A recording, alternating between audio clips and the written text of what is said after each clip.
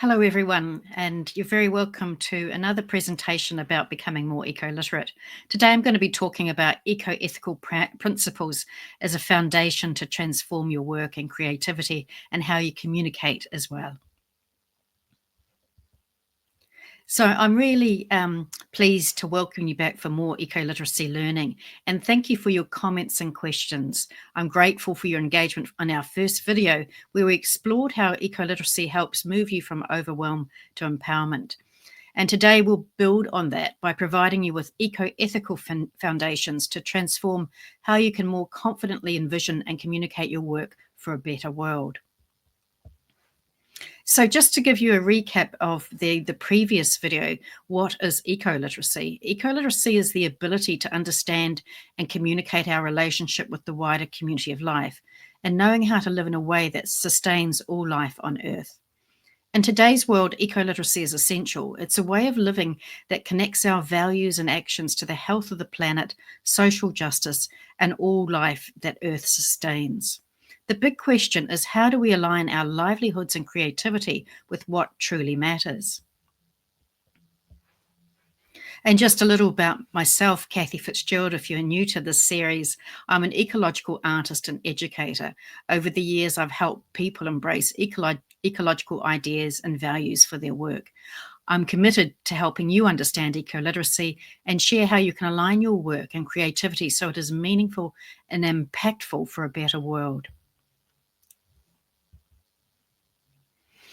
So this presentation has come about because a lot of people ask me that very question: how can I align my work and creativity with what really matters? And this is a question of getting fluent with an ecological vision, a worldview, and eco-ethical principles. So while there are many ethical frameworks in the world, the Earth Charter, which I'm going to be talking about today, is really unique.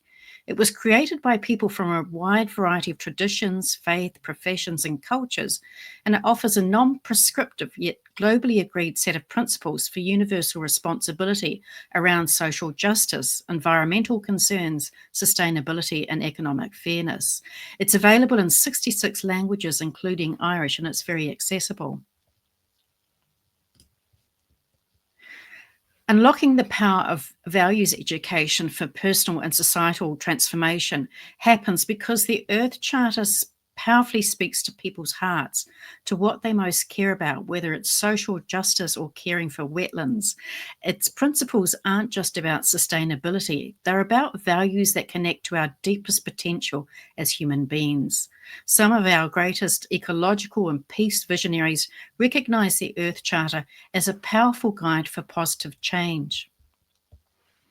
The People's Earth Charter has great legitimacy because it encompasses all the principles of the Universal Declaration of Human Rights, established in 1948, with all the global environmental science accrued by the International Union for the Conservation of Nature. If you're into biodiversity, you'll know this organization already. It's the one that tells us about what species are endangered. These two bodies of knowledge came together in 2000 with a lot of public dialogue over a decade for the launch of the Earth Charter. The Earth Charter is not a UN charter or a top-down policy. It has evolved really as a global civil dialogue process over many years. What it really helps us do is think and communicate about what we need for personal, collective, planetary, and intergenerational well-being, and how this evolves cultures of sustainability and peace. There are four main pillars, those are the colours there on the poster of the Earth Charter to the right, and 16 main principles.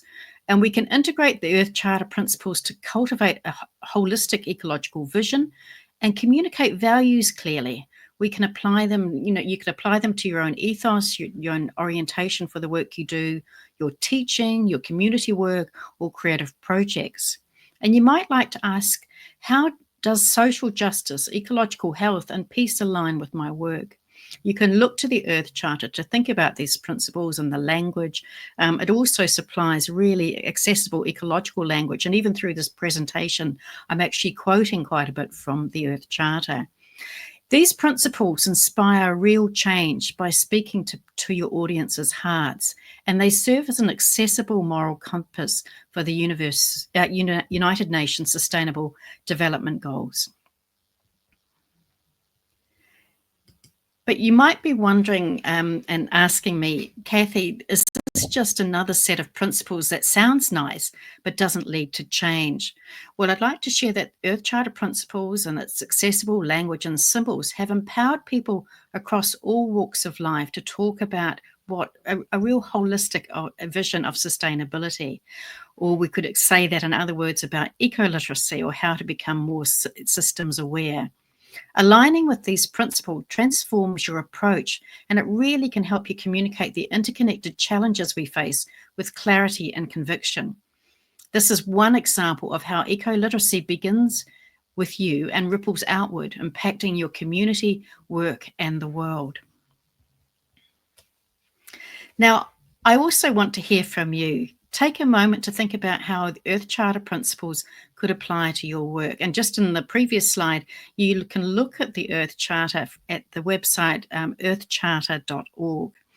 And how could you use them to guide your next project, communities, sustainability conversations, proposals, your creative endeavours, your cultural programming, your policy work, or even your livelihood? Leave a comment below and let's start the conversation.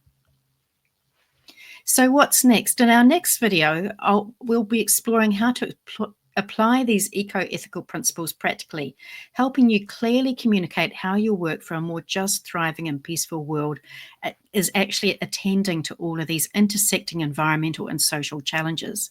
Stay tuned as we continue this eco-literacy journey together. So thank you so much for joining me again today. If you've found this video valuable, I'd love for you to subscribe so you don't miss the next step in our eco-literacy journey.